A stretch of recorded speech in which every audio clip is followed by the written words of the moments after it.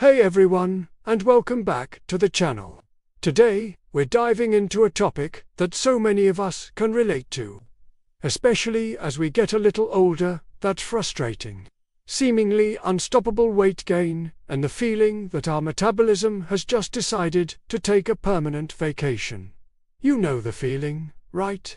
You're eating the same, maybe even exercising more, but the number on the scale keeps creeping up.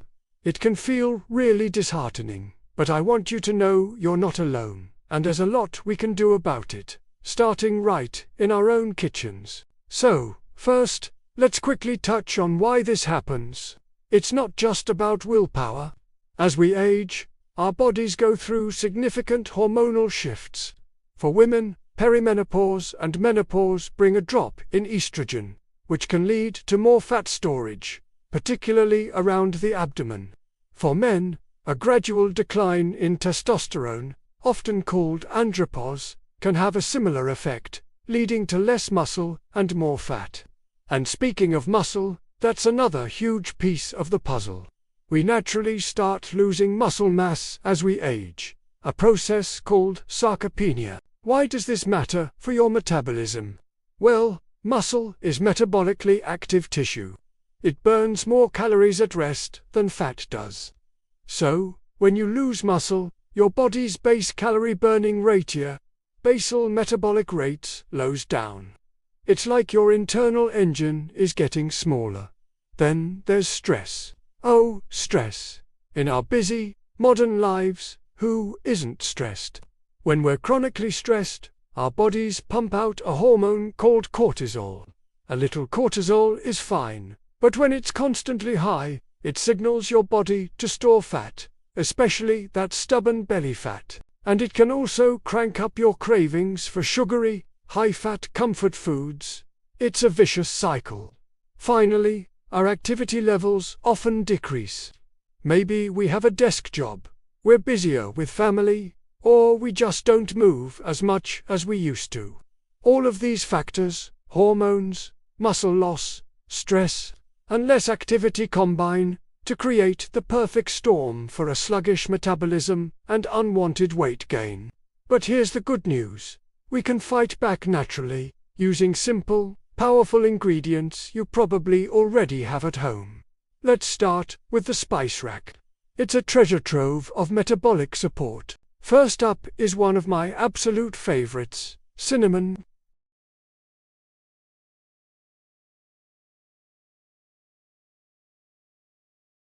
When your blood sugar spikes and crashes, it can lead to cravings and fat storage. Cinnamon helps improve your cells' sensitivity to insulin, the hormone that shuttles sugar from your blood into your cells for energy. By helping to keep your blood sugar stable, cinnamon can reduce cravings and support a healthier metabolic environment.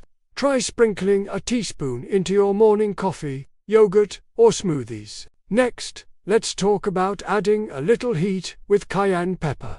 The active compound in cayenne, called capsaicin, is what gives it that spicy kick. Research shows that capsaicin can provide a mild, temporary boost to your metabolism by slightly increasing your body's core temperature, a process called thermogenesis. This means you burn a few extra calories. It's not a magic bullet, but every little bit helps, right? Plus, some studies suggest it can also help reduce appetite.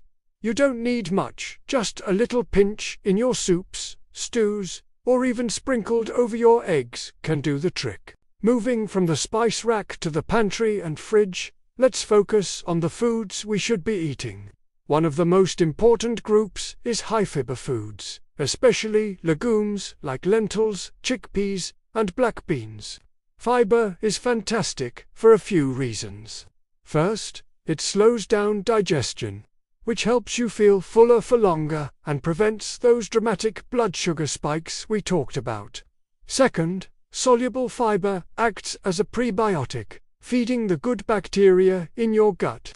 A healthy gut microbiome is increasingly being linked to better weight management and overall metabolic health. And of course, we can't forget leafy greens. Spinach, kale, collard greens, load up your plate with these. They are incredibly nutrient-dense but very low in calories. They're also packed with fiber and water, which adds volume to your meals and helps you feel satisfied without overeating. A big salad before your main meal is a fantastic strategy to manage your portion sizes naturally. Now, for the macronutrients, if there's one thing you should prioritize at every single meal, it's protein. Lean protein sources like chicken breast, fish, tofu, eggs, and Greek yogurt are crucial for fighting a slowing metabolism. Why? Because protein is essential for building and maintaining that calorie-burning muscle mass we talked about. Plus, your body actually uses more energy, more calories to digest protein compared to fats and carbs. This is called the thermic effect of food. So, a high-protein diet can give your metabolism a gentle, continuous nudge. Aim to include a source of protein with every meal and snack. And please, do not be afraid of healthy fats. For years, we were told to avoid fat, but that's old science. Healthy fats from sources like avocado, nuts, seeds, and olive oil are vital for your health. They are essential for hormone production. Remember those hormonal shifts we mentioned? And they are incredibly satiating. A little bit of healthy fat with your meal will keep you feeling full and satisfied for hours, making you much less likely to reach for unhealthy snacks later on. Let's talk about what to drink.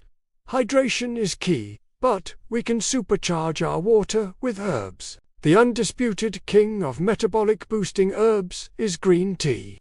Green tea is rich in antioxidants, called catechins, particularly one called epigallocatechin, gallet, or EGCG. Numerous studies have shown that EGCG can support fat oxidation, which is your body's ability to burn fat for fuel. Combining the EGCG in green tea with its natural caffeine content creates a synergistic effect that can give your metabolism a nice little boost. Swapping out sugary sodas or juices for a few cups of green tea each day is a simple, powerful change. Another fantastic herb to consider is fenugreek. These small, golden seeds have been used for centuries in traditional medicine. Fenugreek is high in soluble fiber, which helps with satiety and slows the absorption of sugar. Some research also suggests it can help with glucose regulation and insulin sensitivity. You can buy fenugreek seeds, lightly toast them to bring out their nutty, maple-like flavor, and sprinkle them on salads or vegetables. You can also find it in supplement form or as a tea. So, how do we put this all together into a daily lifestyle? It's all about creating smart, sustainable habits. Let's focus on meal composition. Instead of just thinking about calories, think about building a balanced plate. At every meal, ask yourself, where is my protein? Where is my fiber? And where is my healthy fat?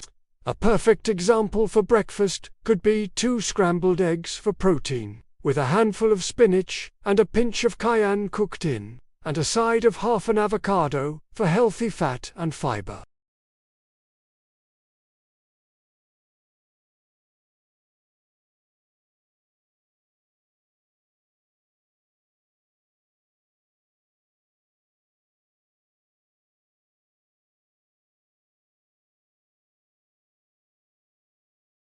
And omega-3 fats. Served with a side of quinoa and roasted broccoli seasoned with a little cinnamon and garlic. By prioritizing protein and fiber at every meal, you're redoing two critical things. You're re-providing the building blocks to maintain or even build muscle mass. And you're keeping yourself full and satisfied, which naturally helps you control your overall calorie intake without feeling deprived. This approach shifts the focus from restriction to nourishment. You're not starving yourself, you're fueling your body with exactly what it needs to thrive. Remember, these kitchen remedies are part of a bigger picture. They work best when combined with regular physical activity, especially strength training to build that muscle. getting enough quality sleep, which is crucial for hormone regulation, and finding healthy ways to manage stress, like meditation, yoga, or even just a daily walk in nature. It's about making small, consistent changes that add up over time. Don't try to change everything overnight. This week, maybe you focus on adding a protein source to every meal.